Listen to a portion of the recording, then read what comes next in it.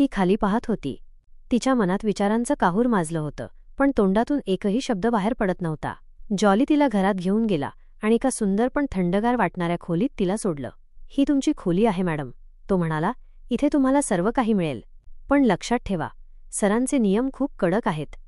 एक चूक आणि जॉली थांबला. त्याच्या चेहऱ्यावर भीती दिसत होती. खुशीने फक्त मान हलवली आणि खोलीत एकटीच उभी राहिली. रजतच्या घरात एक विचित्र शांतता होती. त्या आलिशान बंगल्यात सगळं काही परिपूर्ण दिसत होतं, पण त्यात जीव नव्हता. खुशीला वाटत होतं की ती एका सुंदर पिंजऱ्यात कैद झाली आहे. ती खिडकीजवळ गेली आणि बाहेर लॉनकडे पाहत राहिली. तिच्या डोळ्यांत आता अश्रू नव्हते, पण मनात एक अस्वस्थता होती. तिला माहीत नव्हतं की पुढे काय होणार आहे आणि तिला विचारायचं धाडसही नव्हतं. खुशी त्या रात्री त्या खोलीत एकटीच होती. तिच्या मनात विचारांचा गोंधळ होता, पण ती शांत राहिली. तिला आता सवय झाली होती वजा सगळं सहन करण्याची, गप्प राहण्याची. रजतच्या त्या थंड नजरेनं तिला अस्वस्थ केलं होतं, पण त्याच्याशी बोलण्याची तिची हिंमत नव्हती. ती फक्त आपल्या नव्या आयुष्याच्या भीतीनं ग्रासली होती. सकाळी ठीक 8 वाजता जॉली तिला घ्यायला आला. मॅडम चला, नाश्त्याची वेळ झाली आहे, तो घाईघाईनं म्हणाला. खुशीने आपला लाल जोडा बदलून एक साधी साडी नेसली आणि डायनिंग टेबलकडे गेली. तिथे रजत आधीच बसला होता, त्याच्या हातात कॉफीचा मग आणि समोर लॅपटॉप. त्याने खुशीकडे एक क्षण पाहिलं, पण काहीच बोलला नाही. खुशी शांतपणे खुर्चीवर बसली आणि समोर ठेवलेला नाश्ता पाहत राहिली. तुला काही बोलायचं आहे का? रजतने अचानक विचारलं. त्याचा आवाज कठोर होता. खुशीने मान खाली घातली आणि नकारार्थी मान हलवली. रजतने एक उसासा टाकला आणि म्हणाला, ठीक आहे, पण माझ्या घरात नियम पाळावे लागतील. इथे कोणालाही भावनांना थारा नाही. तू फक्त तुझं काम कर आणि माझ्या कामात ढवळाढवळ करू नकोस. खुशीने फक्त होकारार्थी मान हलवली. तिच्या मनात प्रश्नांचा पूर आला होता, पण ती गप्प राहिली. तिला माहीत होतं की इथे तिच्या भावनांना कोणी किंमत देणार नाही. दिवस गेले आणि खुशीच्या आयुष्यात एक नीरस दिनचर्या सुरू झाली. सकाळी नाश्ता, मग खोलीत बंदिस्त राहणं आणि रात्री पुन्हा डायनिंग टेबलवर रजतसमोर बसणं. रजत फारसा बोलत नसे आणि जेव्हा बोलायचा तेव्हा त्याच्या शब्दांत एक तीक्ष्णता असायची. पण कधीकधी जेव्हा तो विचारात हरवलेला असायचा, त्याच्या चेहऱ्यावर एक वेगळीच उदासीनता दिसायची.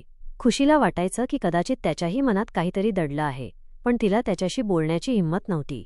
एक दिवस जॉली तिला भेटायला आला. मॅडम तुम्ही ठीक आहात ना?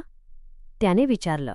खुशीने फक्त हलकेच हसण्याचा प्रयत्न केला, पण तिच्या डोळ्यांतली उदासीनता लपली नाही. जॉलीने खाली पाहत म्हटलं, मॅडम, मला माहीत आहे इथे सगळं कठीण आहे, पण तुम्ही हिंमत सोडू नका. सर खूप कठोर दिसतात, पण त्यांचं मन खरं तर खूप चांगलं आहे. फक्त त्यांना कोणी समजून घेतलं नाही. खुशीला जॉलीचे शब्द ऐकून आश्चर्य वाटलं. रजत चांगला आहे?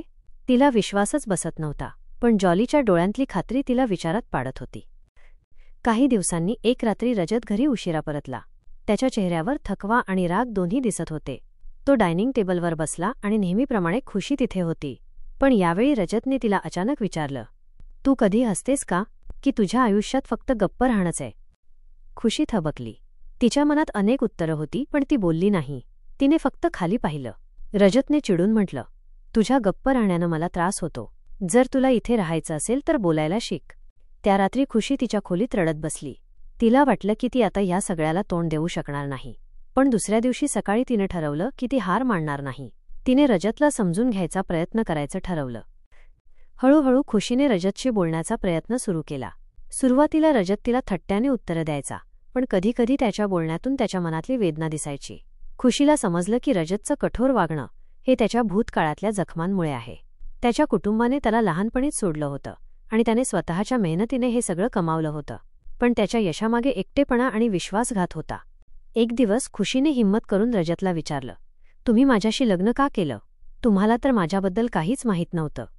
रजत थोडा थांबला आणि मग म्हणाला, तुझ्या चाचाने मला तुझ्याबद्दल सांगितलं. त्याने मला तुझी दया यावी म्हणून खूप काही सांगितलं. पण मी लग्न केलं कारण मला वाटलं की तू माझ्यासारखीच आहेस, एकटी आणि तुटलेली. खुशीला त्याचं उत्तर ऐकून धक्का बसला. तिला पहिल्यांदाच वाटलं की कदाचित ती आणि रजत एकमेकांना समजून घेऊ शकतात. त्या क्षणापासून खुशीने ठरवलं की ती फक्त सहन करणार नाही, तर ती आपलं आयुष्य बदलणार आहे. काही महिन्यांनी खुशी आणि रजत यांच्यातली दरी कमी होऊ लागली.